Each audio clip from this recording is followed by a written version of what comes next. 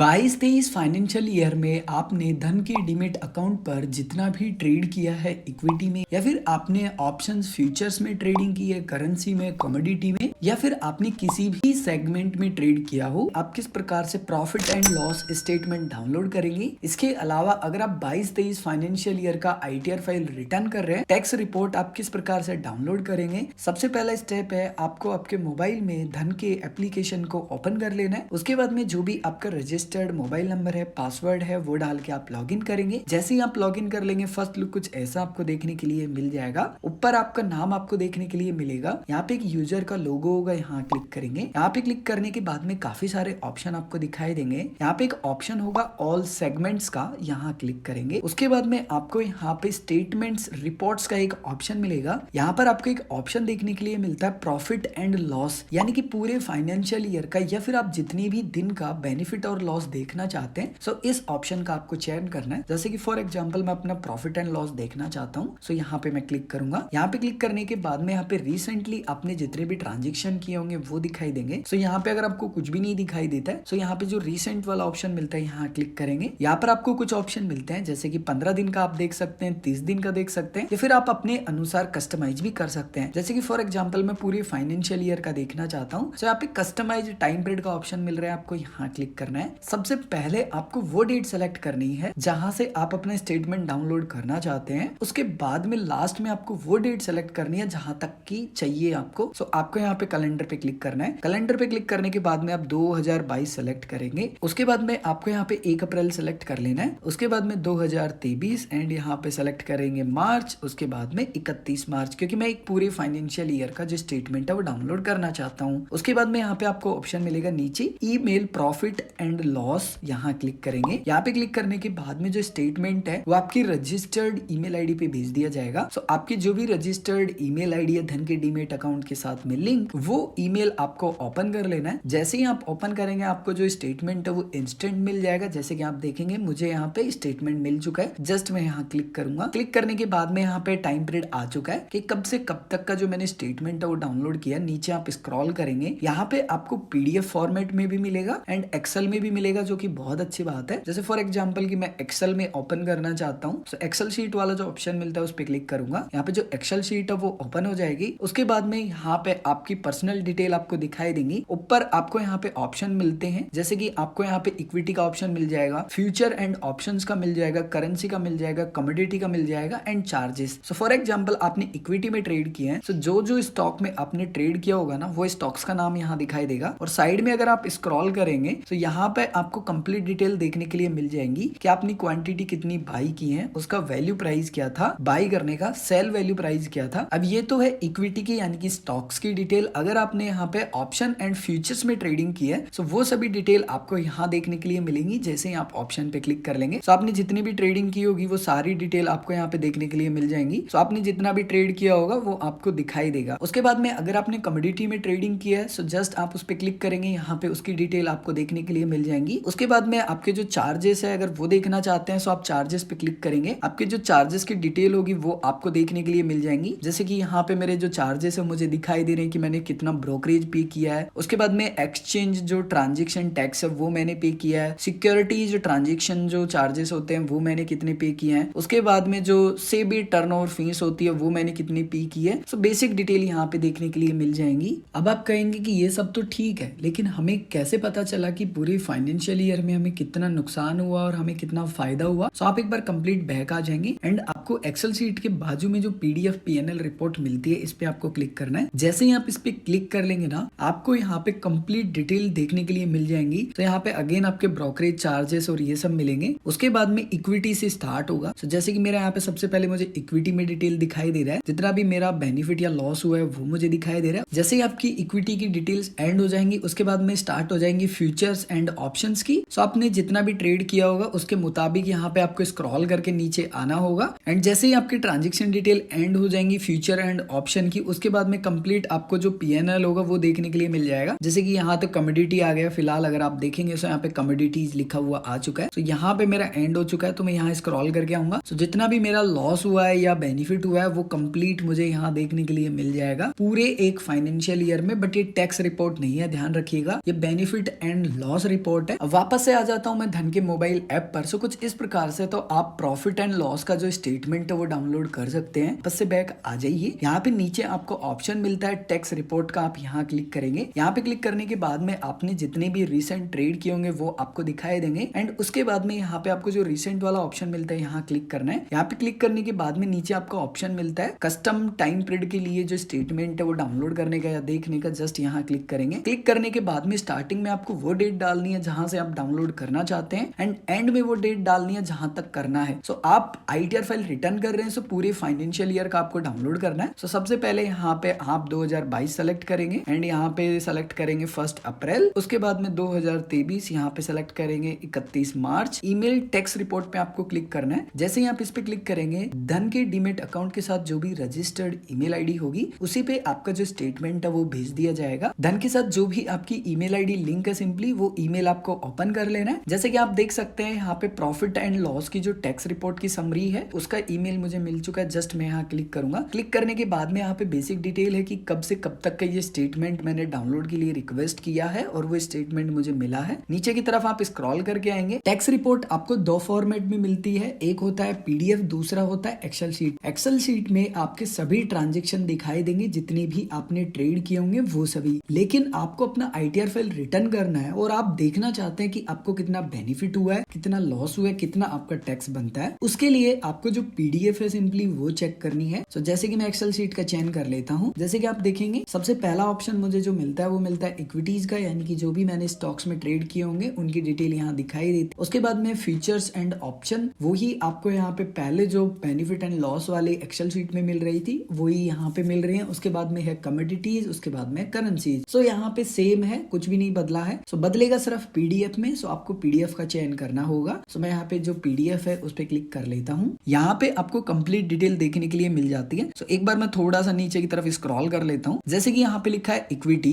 And यहाँ पे मैंने जितना भी इक्विटी के माध्यम से पैसा कमाया होगा या गवाया होगा वो मुझे यहाँ देखने के लिए मिल जाएगा। उसके बाद में जो नेक्स्ट ऑप्शन आपको मिलेगा वो होगा फीचर्स एंड ऑप्शंस का। सो यहाँ पे आपको कंप्लीट डिटेल देखने के लिए मिलेंगी। सबसे पहले आपने कॉल या पुट जो भी बाय सेल किया होगा, जितना भी बेनिफिट लॉस होगा, आप नीचे स्क्रॉल करते आइए, क्योंकि आपने जितने भी ट्रेड किए होंगे ना वो सभी ट्रेड आपको सबसे पहले दिखाई देंगे। और जब आपके एंड हो जाएंगे ना तो लास्ट में फिर आपको जो टोटल है वो दिखाई देगा कि आपने कितना पैसा गंवाया है और कितना पैसा कमाया है। जैसे कि यहाँ पे मेरा टोटल आ चुका है कि कितना पैसा मैंने कमाया और कितना पैसा गंवाया है। उसके बाद में नीचे ऑप्शन मिलेगा मुझे कमोडिटीज का। कमोडिटी में मैंने जितना भी ट्रेड किया होगा वो मुझे देखने के लिए मिल जाएगा। नीचे की तरफ मैं स्क्रॉल करके आऊंगा तो मुझे यहाँ पे दिखाई देगा टोटल कि मैंने कितना पैसा कमाया है और कितना पैसा गंवाया है। सो जब भी आप अपना आईटीआर फाइल रिटर्न कर रहे हैं, यही आपको जो पीडीएफ है सिंपली वो आपके सीए को आपको देनी है। एंड आप चाहें तो एक्सेल शीट भी दे सकते हैं, वो आपके ऊपर निर्भर करता है। अगर आपसे वो दोनों मांगते हैं तो दोनों ही आपको प्रोवाइड करवा देनी है।